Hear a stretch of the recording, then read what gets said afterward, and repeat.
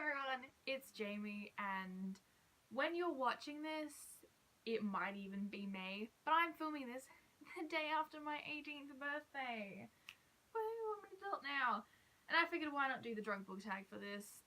Full disclosure, I have alcohol here. I don't know if I'm going to actually drink it. I've opened it and smelt it and I don't like it.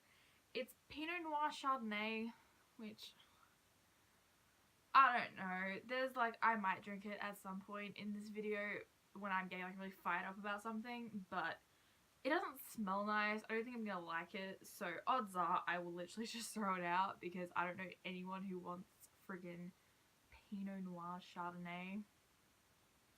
But the the principle of it all still stands. So the drunk book tag was created by two of my favorite personal booktubers, which is Juliet Pages and Pens and Chelsea Press Darling Reads. I'll link both of their videos down below. I highly recommend just watching their channels. I really like them. And it's just a series of questions that are alcohol related. So let's get going. Question number 1. Wine coolers. You're 16 and you finally managed to sneak one of your mum's, I don't know what that says, Smirnoff Ices, I think it is. What is one of your most guilty pleasure reads? I'm fundamentally against the idea of guilty pleasure reads. It's just, yeah, I don't feel guilty when I read. But I'm gonna retool this question a bit to be just a book that's like not very good in a lot of ways, but you love. I'm gonna go with the Wicked Lovely series by Melissa Marr. I love this series, one of my favorite series. The tagline says it all: Enter a world of fairy romance. It is about fairies and romance and court intrigue, and it's ridiculous in a lot of ways, and I love it. It's a 2007 fairy series, and for the time it's actually not that bad, but yeah, it's not great in a lot of ways, but I love it. Question number 2 is beer. You've made it to college and are hosting your first kegger. Pick your favorite new adult or college age book. I have 2 for this. One is a graphic novel, which is Check Please by Ngozi Ukazu. I haven't actually read the graphic novel yet. This is a copy from the library, but I've read the webcomic several times. I just need to get around to reading the published version. This is about Eric Biddle, who goes to college. He was a figure ice skater and he decided to join the hockey team, and he's terrified of getting checked, which is them slamming into you. And it's about baking and him falling in love with one of his teammates, and it's just fantastic. And I'm so excited. And I love the art is so cute. I'm so excited to read the physical copy. And my other one is a book that I don't think will be out even when I post this, but I really like it and I loved it, and that is Red, White and Royal Blue by Casey McQuiston. I've now pre-ordered it. I'm so excited to get my own copy of this. This is a new adult romance about the first son of the United States, Alex Clement Diaz, who has this kind of rivalry with the Prince of Wales, Henry. I don't know if he even has a last name said, but Henry the Prince of Wales. And then there's a bit of a snafu involving both of them at the royal wedding, so they have to pretend to be friends and they fall in love. It is enemies to lovers, it is fake friends, it is such good political escapism, it's really fun, it's really sexy, so good. That might make me drink. Question number 3 is tequila. You partied too hard last night and drank a little too much Jose Cuervo. What's a book that you never want to see again? Or just your least favourite book? Far and away, it is Mina and the Dying Girl by Jesse Andrews. For so long, it was The Haters by Jesse Andrews, and then I read this and hated it even more. I didn't even finish this one. I have it marked where I got up to. Around there. Well, no. Hang on. I quit at page 211. I was almost done. I hate this book so much. My first video on this channel is a rant review of this book that's like nearly a year old, because it's genuinely awful. I don't find anything, there was never a single moment in this book that I found funny, which is so much of the appeal. The characters are uninteresting, the main character is so bland. Earl is every black stereotype in a teenage boy. Rachel has no personality outside of dying. I liked the formatting. Like, sometimes it'll switch to like screenplay format for no reason, and like they'll be like, yeah, I like the formatting, but I stand by. Jesse Andrews is trying to imitate early John Green, which people don't even like anymore, so I don't get the appeal of his books. Question number 4, Beer Bong. What's a book that you read super fast? I feel like most people are going to go with a book they read in like a day or a sitting. I'm not going to do that, but close. I'm going to go with Queen Mare in Darkness by Cassandra Clare because I read this in 2 days, but I'd like to point out it's an almost 900-page book, which I think is quite impressive considering the fact that I've owned The Goldfinch for 3 years and keep saying it's too long. This is the longest book I own and I read in 2 days. I'm not going to explain this because it's the third book in the Dark Art of Ices trilogy. It's another Shadowhunter book. I loved it probably more than most people, though I can acknowledge the flaws in it. But yeah, I just flew through this, which is especially commendable, I think, as I said, considering the size of it. Question number 5. Spring break. You've thrown your inhibitions to the wind and end up having a sexy night you never forget. What is your favourite smutty read? I'm gonna more just give you an author that I really like, and that's Talia Hibbert. I've read 2 of her books. I read Merry Inkmas last around Christmas time because it was free on Kindle. That one's just a really fun, kind of sexy Hallmark kind of book. And then the one that I read a few months ago was A Girl Like Her, which I loved. That's the first book in the Ravenswood series, which is like, does the romance thing of every character gets a book kind of thing.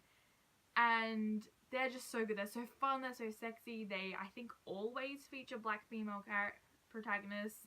A lot of the time, they'll also feature characters with autism, or characters who are fat, or characters with physical disabilities, and a lot of that's own voices too, which is really cool.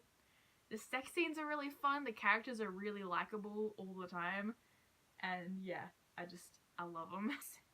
Question number 6, Screwdriver. What's the most twisted book you've ever read?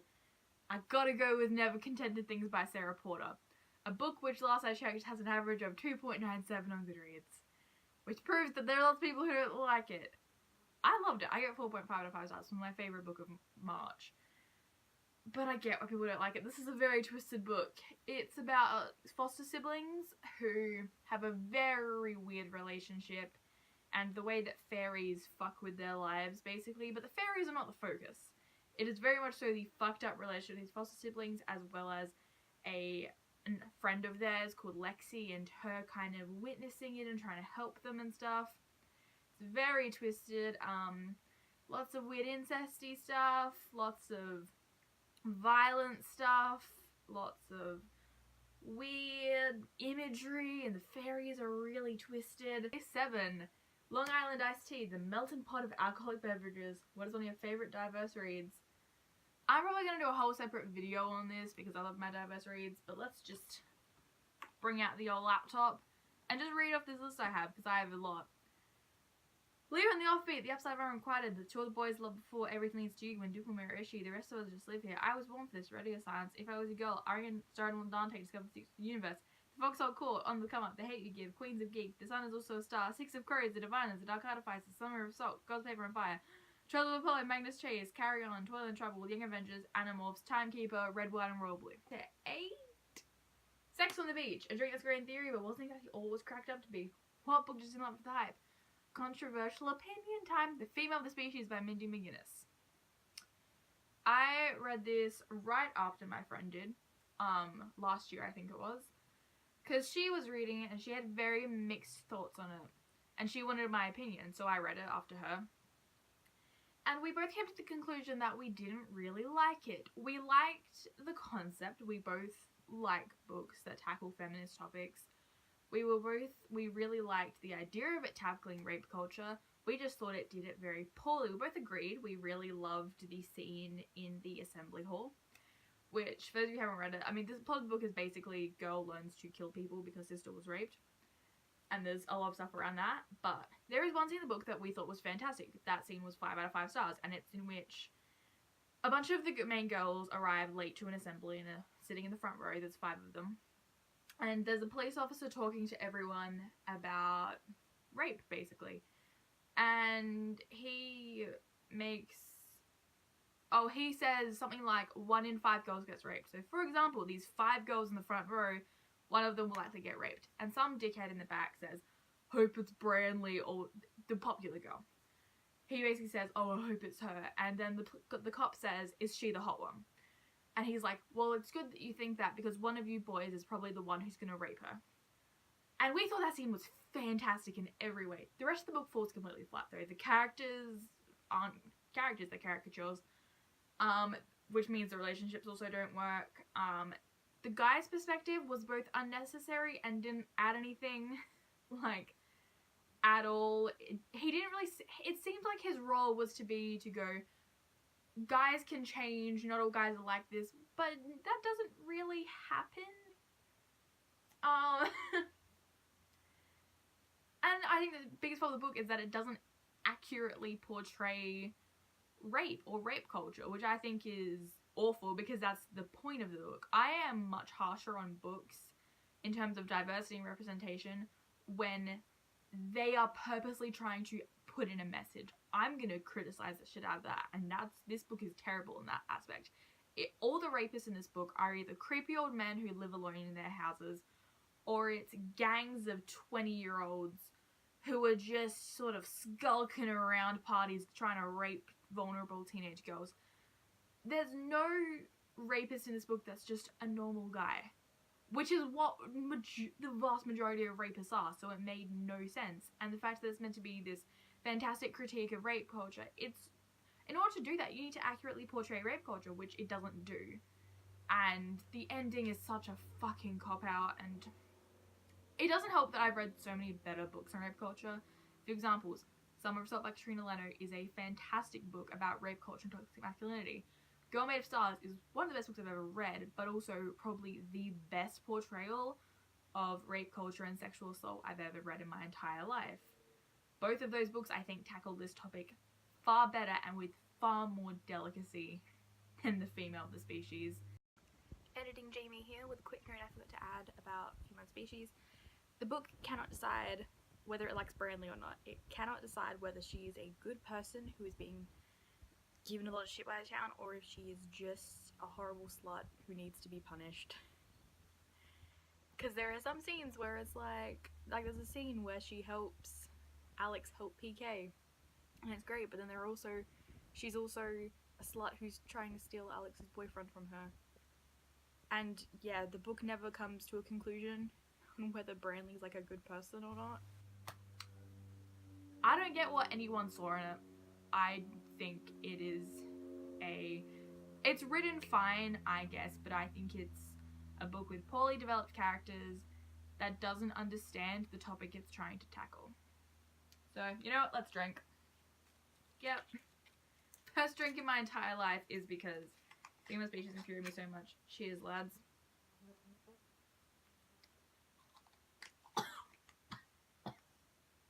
Oh my god, it's awful. Okay, let's take the glasses off. I'm very done. Question number 9. Wine. You've just gone through a rough breakup, so you park yourself in bed with your favourite bottle of wine, some ice cream, and a bucket for your tears. Name a book that made you cry out all of your feels. A book that had me crying within the first, I think, 5 pages. The Inexplicable Logic of My Life, by Benjamin Lawrence Sons. Oh boy, yeah, literally a few pages into this book, I think. Yeah, no, I was literally on the 2nd page, and I was already crying. And this is throughout the whole book. It's so emotional. It's about a teenage boy called Sal, who I think is in his senior year. He was adopted when he was very young because his mother died and his father was a friend of his mother's.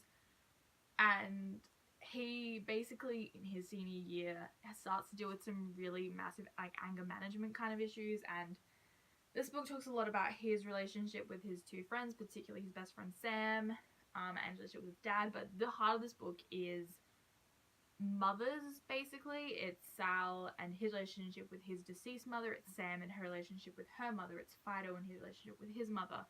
It is the fact that throughout the entire book, Sal's grandmother is dying, and he both has to deal with the loss of his grandmother. His best friend is dealing with the loss of his grandmother because they're so close. His dad is dealing with the loss of his mum. And I really like everything in this book. I love this book. I love it even more than Ariane Dante in a lot of ways. Yeah, and it wrecked me when I read it, and probably would wreck me if I were to reread it. And finally, question number 10, strip club. What's your sexiest naked book? So in Australia, paperbacks are generally the first editions of books. You don't usually get first editions of books being hardbacks, and they're fucking expensive. No, I'm not gonna pay $30 for a book, thank you very much. But I do have a few hardcovers, and I have two here that are really pretty. Both by Patrick Ness. The first one is The Rest of Us Just Live Here. I actually own 2 copies of this. I also own the paperback because it's one of my favorite books ever. And the hardback is very simple, but I love it. So on the front cover, I don't even know if you can see that. Yeah, you see it's got little indents that says, not everyone has to be the chosen one, which I really love. I don't think there's anything on the back, no. And I love shit like that on books. I think it's really nice. But then, I have the hardcover for And the Ocean Was Our Sky, which I really like too. I haven't disliked a Patrick Ness book yet. This naked is stunning. This is the naked paperback because it's all about, inspired by Moby Dick, and it's about like whaling. And I love the color scheme, I love the illustrations of this book in general. Like, if you haven't read this book, the illustrations are gorgeous, but I just love this front cover so much. So that's it for the drunk book tag. I regret a lot, namely that I thought Pinot Noir Chardonnay was a good idea for this. I'm glad I didn't try it straight up. It's very bad, I wouldn't recommend.